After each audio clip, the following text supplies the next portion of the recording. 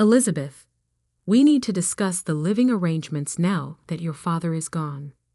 Patricia's voice carried that familiar tone of false concern mixed with barely concealed authority as she approached me in the kitchen where I was arranging funeral flowers. The house was full of mourners paying their respects to Dad, but my stepmother had clearly decided this was the perfect time for family business. I continued cutting stems and placing white lilies in the crystal vase Dad had given me for my college graduation. The same vase Patricia had tried to convince him was too expensive for a stepdaughter's gift 8 years ago. My hands remained steady despite the conversation I knew was coming. Of course, Patricia. Though I think today might not be the most appropriate time for practical matters. She smoothed her black dress and checked her reflection in the kitchen window.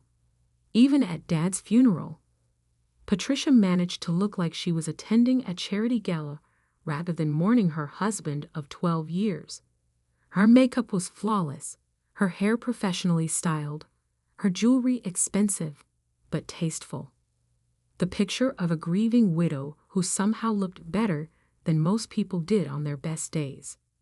I disagree, she said, leaning against the granite counter Dad had installed when I was in high school. Delay only makes these conversations more difficult. We're adults here. Through the kitchen doorway, I could see my half-siblings holding court in the living room. Austin, 22, and fresh out of college with a business degree he barely earned, was explaining investment strategies to Dad's old friends from the engineering firm. Melanie, 24, and perpetually between jobs, was describing her latest plans to start a lifestyle blog to anyone who would listen. Both of them had inherited Patricia's talent for presenting confidence in place of competence. Both had also inherited her belief that the world owed them everything they wanted simply because they wanted it. What specifically did you want to discuss? I asked, though I already knew. Patricia had been dropping hints for months about how expensive it was to maintain Dad's house. How much more practical it would be for everyone if living arrangements were optimized. Well, she began, her voice taking on that artificially sweet tone she used when she was about to say something cruel. This house is quite large for one person, and with Austin planning to get married next year, and Melanie needing a stable base while she establishes her career. I placed another lily in the vase, taking my time to get the arrangement just right. Dad had taught me patience during the 3 years he battled cancer. Patience with insurance companies, with doctors, with well-meaning relatives who offered advice about treatments they didn't understand. Most importantly, patience with Patricia, who spent those 3 years positioning herself and her children for the inevitable. Are you suggesting I move out? I asked calmly. I'm suggesting we be realistic about everyone's needs. Patricia pulled out one of the kitchen bar stools and sat down, clearly settling in for a longer conversation. You have your career, your independence. Austin and Melanie are still finding their footing. This house would give them the stability they need. My career, as if being a senior partner at one of the city's most prestigious law firms was some kind of hobby I could relocate anywhere. As if the 15 years I'd spent building my practice, the clients who depended on my expertise, the junior partners I mentored, were all easily transferable. I see, I said, moving to the next vase. And where exactly would I be finding this career-focused independence? There are lovely condominiums downtown, much more suitable for a single professional woman, less maintenance, better security, closer to your office. I almost smiled at the word suitable. Patricia had strong opinions about what was suitable for various types of people. Stepdaughters, apparently, were suitable for downtown condominiums rather than family homes where they'd grown up. That's an interesting perspective, I replied.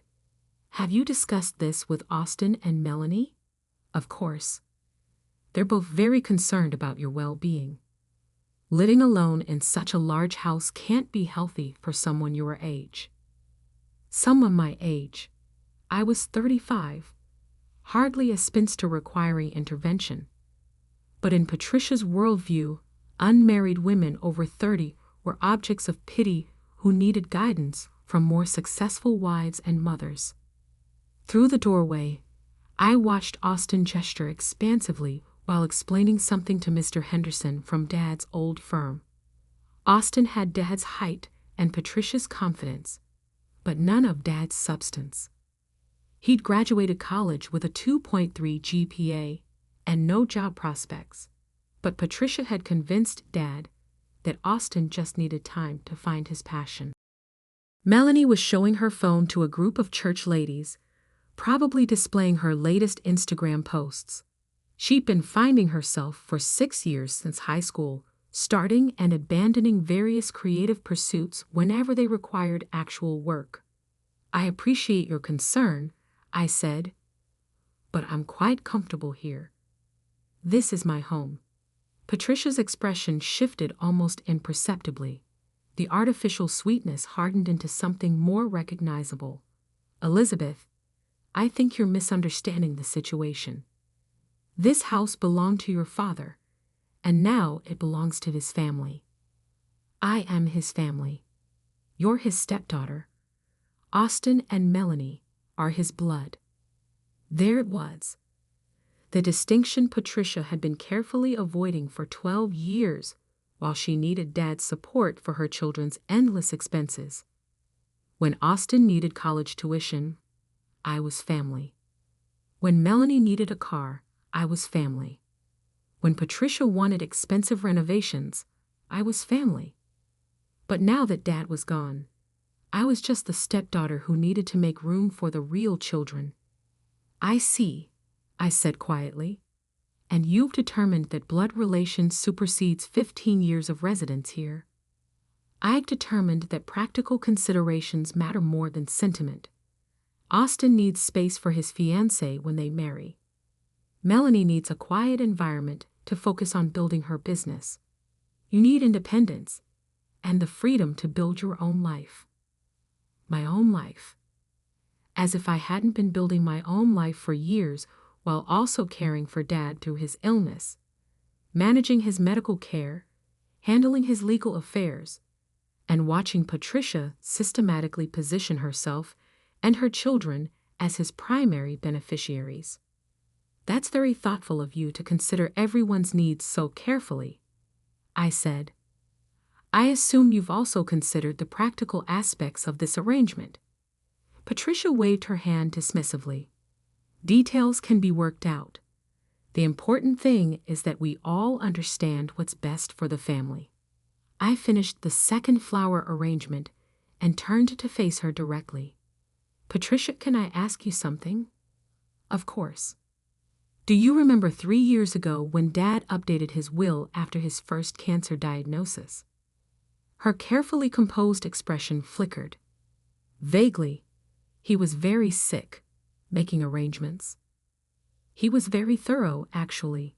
He spent months with his attorney making sure everything was properly documented and legally sound. Elizabeth, I don't think this is the time to discuss legal technicalities. When would be a better time? After I've moved to one of those suitable downtown condominiums. Patricia stood up from the bar stool, her posture becoming more rigid. I think you're being deliberately difficult about a very straightforward family matter. Family matters often involve legal technicalities, don't they? Especially when they concern property ownership and inheritance rights. The house was your father's. Now it belongs to his widow and children. I nodded slowly.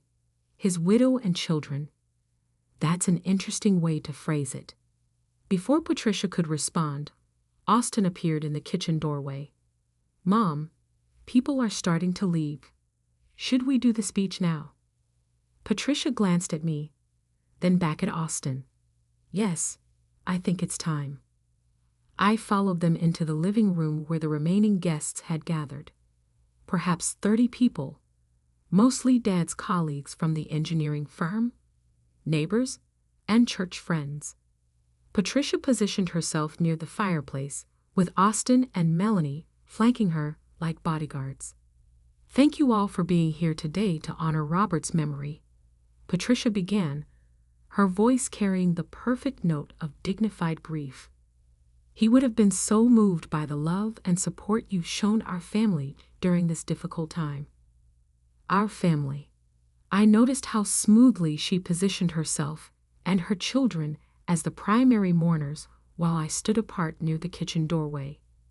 "As we begin the process of healing and moving forward," Patricia continued, "we want you to know that Robert's legacy will live on through the values he instilled in Austin and Melanie. His children will carry his memory in everything they do." His children. Again, the careful exclusion wrapped in seemingly inclusive language.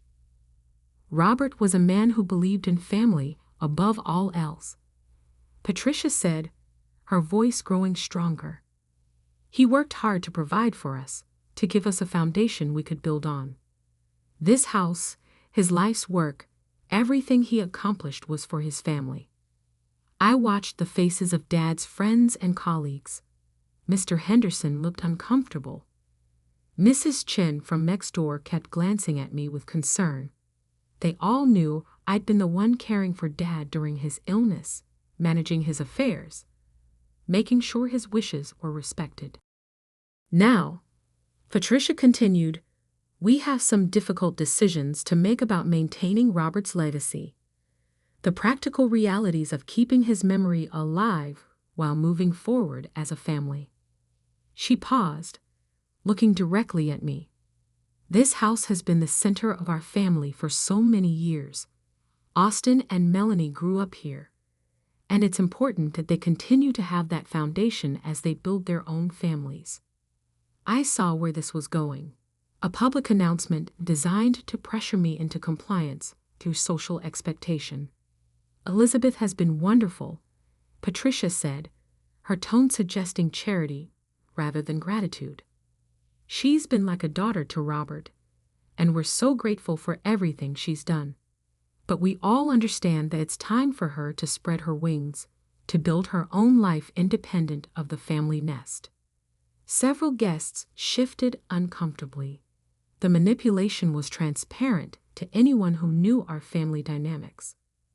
"So," Patricia said, her voice taking on a tone of finality, "this house belongs to my real children now.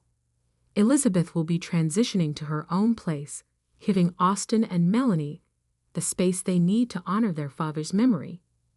The room fell quiet. Austin nodded approvingly. Melanie smiled, that self-satisfied expression she'd perfected since childhood whenever she got something she wanted. "Pack your things and leave by Sunday," Patricia concluded, looking at me with the expression of someone who just solved a complex problem. It's what Robert would have wanted. The silence stretched uncomfortably. Dad's friends and colleagues stared at their hands, at the floor, anywhere but at the family drama unfolding in front of them. I walked calmly across the living room to the kitchen, opened the drawer where Dad kept important documents, and retrieved a manila folder I'd placed there that morning. The same drawer where he'd always kept insurance papers, utility bills, and legal documents that needed to be easily accessible. Returning to the living room, I placed the folder on the coffee table in front of Patricia. The gesture was quiet, simple, completely without drama.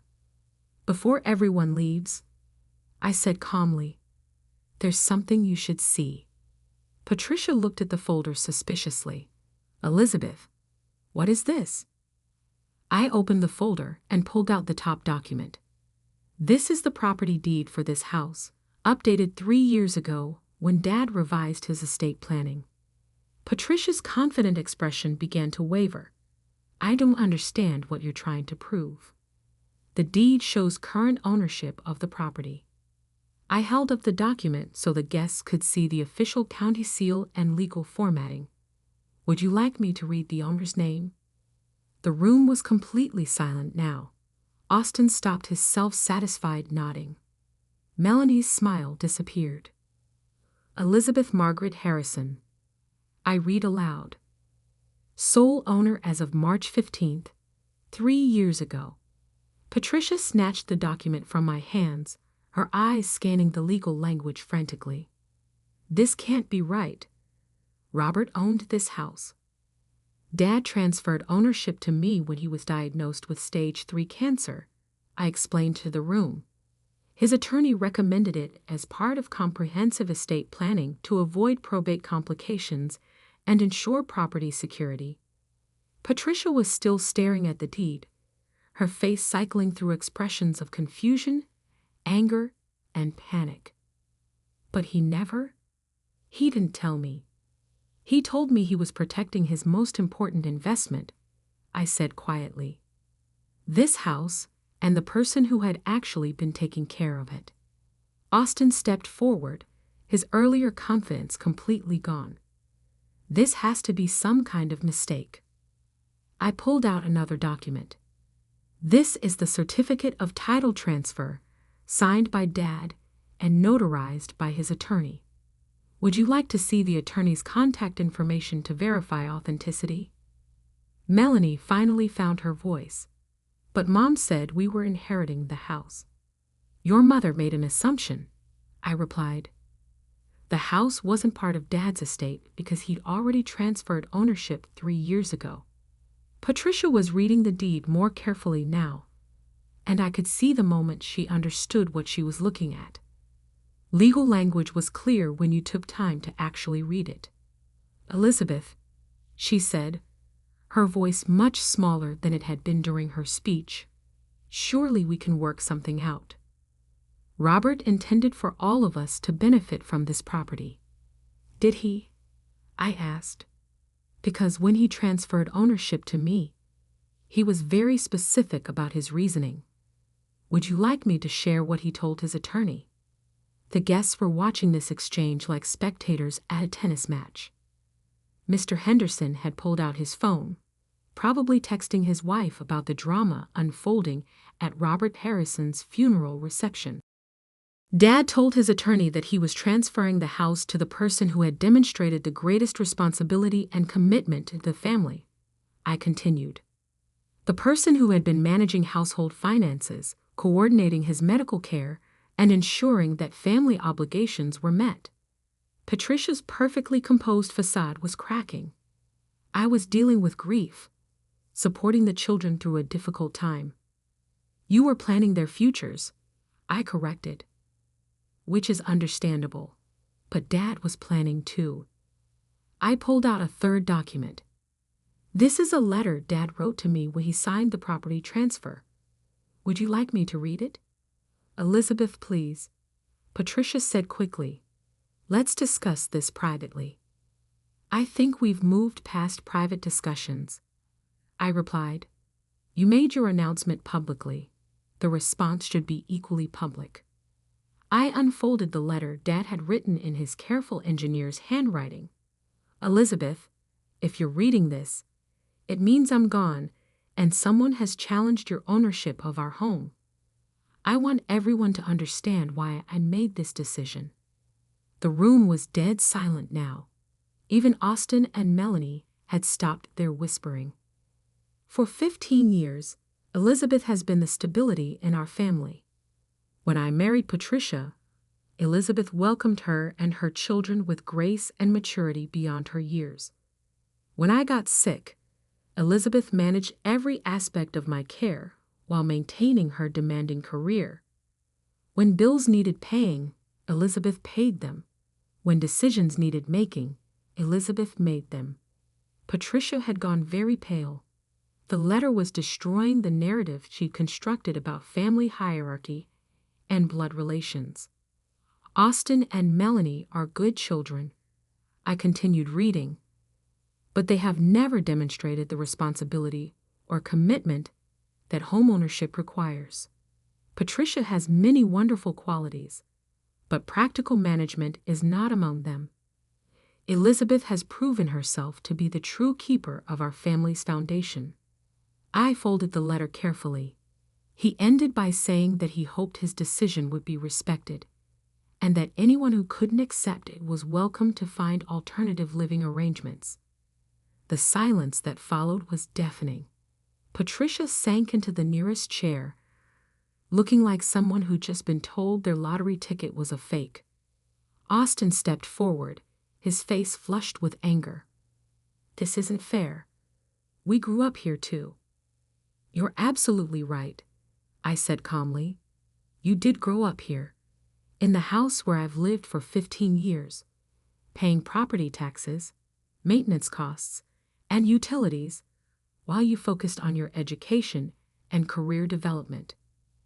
"But we're family," Melanie protested. "Yes, we are. Which is why you're welcome to continue living here under the same arrangement you've always had, as my guests." Patricia's head snapped up. "Your guests?" "Patricia, you just announced that I should pack my things and leave by Sunday. You declared that this house belongs to your real children now. But since I own the house, I think we need to revisit those living arrangements. The legal training that had made me a successful attorney was serving me well now. Keep emotion out of it. Focus on facts. Let the other side reveal their true motivations through their own words. I have a proposal," I continued. "Austin, you're welcome to continue living here rent-free until your wedding, as originally planned. Melanie, you can stay until you establish stable employment and can afford your own place. Patricia." I paused, looking at my stepmother who had just tried to evict me from my own home at my father's funeral. "Patricia, you have until the end of the month to decide whether you can accept living in a house owned by your stepdaughter or whether you'd prefer to find one of those suitable downtown condominiums you mentioned." The guests began quietly gathering their coats and purses. The entertainment was over, and they clearly wanted to escape before the family drama escalated further. Mrs. Chen approached me as she prepared to leave. "Elizabeth, your father would be proud of how you handled this." Mr. Henderson shook my hand. "If you need anything, legal advice, references, anything at all, please call." One by one, Dad's friends and colleagues offered their support before leaving. It was clear who they saw as Robert Harrison's true successor. After the last guest left, the four of us stood in the living room that had just witnessed Patricia's public humiliation. The flower arrangements I'd made that morning looked strangely cheerful in the aftermath of the confrontation. "Elizabeth," Patricia said finally, "I think there's been a misunderstanding." "I don't think there has been," I replied. "You were very clear about your position. I'm just explaining mine." Austin was still studying the property deed like it might change if he stared at it long enough. "This doesn't make sense.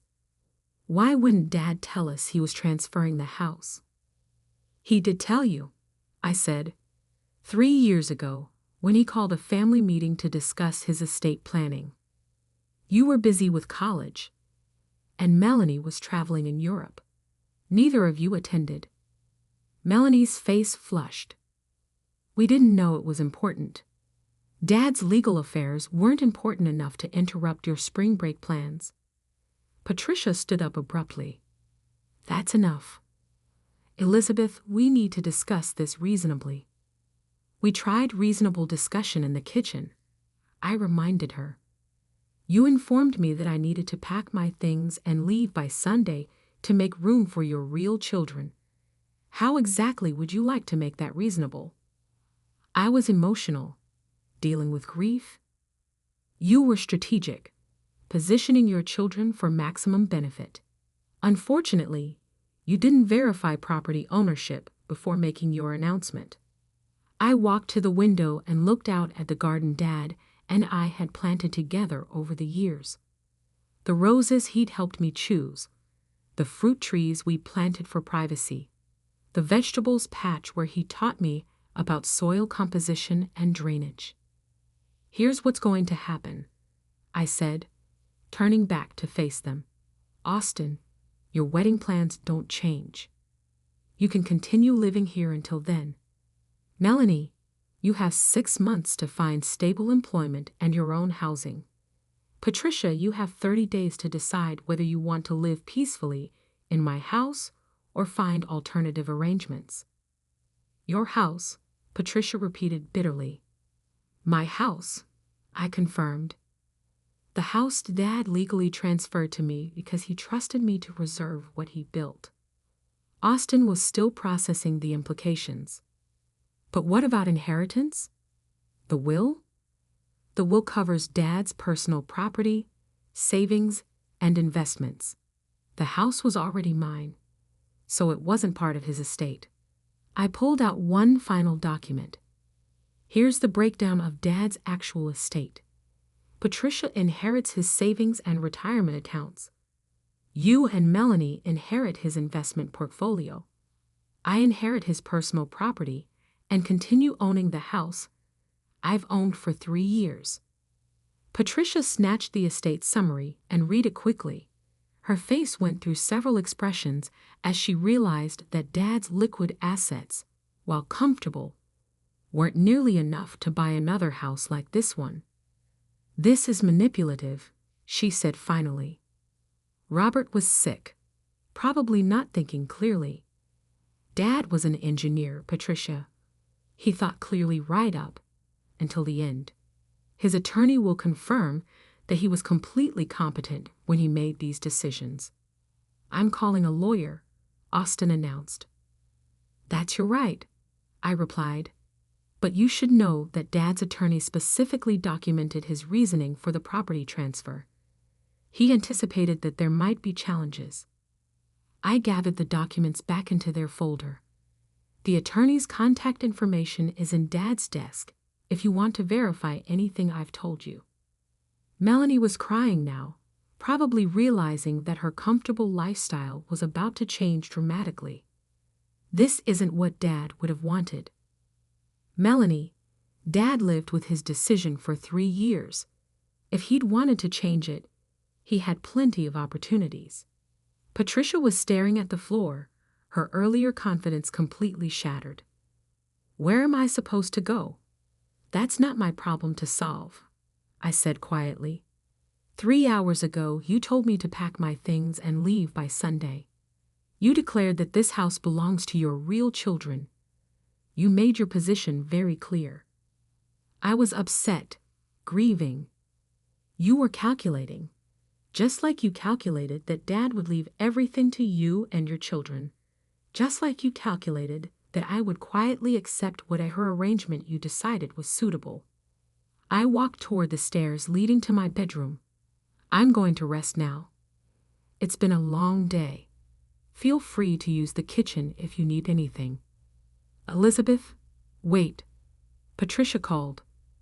We need to resolve this. I paused at the bottom of the stairs. Patricia, there's nothing to resolve. I own this house. Dad intended for me to own this house. You attempted to evict me at his funeral. Those are the facts. But we're family, she said desperately. Yes, we are. Which is why I'm not evicting you immediately like you tried to do to me. You have 30 days to adjust to the new reality. I climbed the stairs to my bedroom, leaving Patricia, Austin, and Melanie to contemplate the difference between assumed authority and actual legal ownership. From my bedroom window, I could see neighbors' houses where I'd lived my entire adult life. The community where I'd built relationships, established roots, created the stability Dad had valued so highly. Patricia had calculated that grief and social pressure would force me to accept her version of family hierarchy. She'd assumed that being the biological mother gave her authority over the stepdaughter. She'd been wrong about everything except my commitment to preserving what Dad had built. Over the next 3 weeks, the household dynamics shifted dramatically. Austin spent most of his time at his fiancée's apartment, avoiding the tension. Melanie alternated between sulking and making half-hearted attempts to find employment. Patricia maintained icy politeness while clearly hoping I would change my mind about the ownership arrangement. On day 28 of her 30-day deadline, Patricia knocked on my bedroom door. "Elizabeth, may I come in?" I was reading case files from Monday's court appearance, but I set them aside. "Of course." She entered tentatively, no longer carrying herself with the authority she displayed at Dad's funeral. "I found an apartment downtown. One of those suitable condominiums I mentioned. I hope it works well for you. Elizabeth, I owe you an apology. I was wrong to assume that the house would automatically be mine. I was wrong to try to evict you, and I was wrong to dismiss your role in this family." I studied her carefully. The apology sounded genuine, but Patricia had always been skilled at saying what people wanted to hear when it served her purposes. "I appreciate that, Patricia. Would you consider allowing me to stay? I could pay rent, contribute to household expenses." I was quiet for a long moment. The practical side of me recognized that Patricia's rent payments would help with the considerable costs of maintaining the house. But the protective side remembered her standing in the living room declaring that the house belonged to her real children. "Patricia, can I ask you something?" "Of course. If our situations were reversed, if you owned this house and I had tried to evict you at Dad's funeral, would you be offering me a chance to stay as a tenant?" She was quiet for a long time. Finally, she shook her head. "Probably not." "Then you understand my position." "I do." She stood to leave, then paused. "For what it's worth, Robert was right to trust you with this house. You've been a better daughter to him than I was a wife, and a better family member than Austin and Melanie have been siblings." After she left, I returned to my case files. Monday's court appearance was a complex property dispute, the kind of case that required careful attention to legal documentation and ownership rights. The same skills that had protected my own home were now serving my clients. Patricia moved out 2 days later with minimal drama.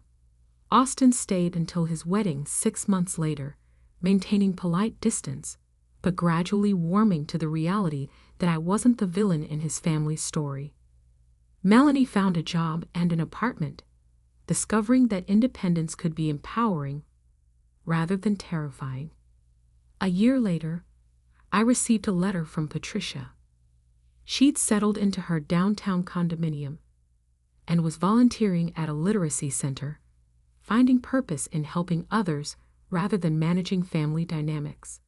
She thanked me for forcing her to build an independent life and admitted that she'd been trying to recreate her first marriage where financial security came through managing her husband's assets rather than earning her own. Austin and his wife visited regularly, bringing their newborn daughter to the house where 4 generations of the family had now lived. The baby's nursery was in Austin's old room, surrounded by the same walls where Dad had read bedtime stories and taught basic math concepts. Melanie called every few weeks, updating me on her job and her new relationship. She discovered that she actually enjoyed working when the job matched her interests, and that earning her own money felt better than depending on family support. The house remained exactly as Dad had intended, a foundation for family, maintained by the person who understood both its practical and emotional value. The roses bloomed each spring, the fruit trees produced their annual harvest, and the garden provided the same peace it had offered Dad during his final years. Sometimes the greatest victory isn't defeating your enemies. Sometimes it's simply refusing to be displaced by people who mistake entitlement for ownership. Dad had spent 3 years ensuring that his home would be protected by the person who truly understood its worth. In the end, Patricia's assumption about blood relations versus chosen family had been her downfall. Dad had chosen his successor based on demonstrated commitment rather than biological connection. The legal documents I placed on the coffee table that day weren't just proof of ownership. They were proof that love and loyalty create stronger bonds than genetics and manipulation. The house stands as Dad intended, owned by the daughter who earned it through 15 years of responsibility, protected by the same legal expertise that now helps other families navigate complex property disputes. Sometimes the most powerful revenge is simply refusing to let entitled people take what they haven't earned. And when new neighbors ask about the beautiful Victorian house with the amazing garden, I tell them it's been in my family for over 20 years. Because family, I've learned, is defined by commitment and care, not by blood and assumption.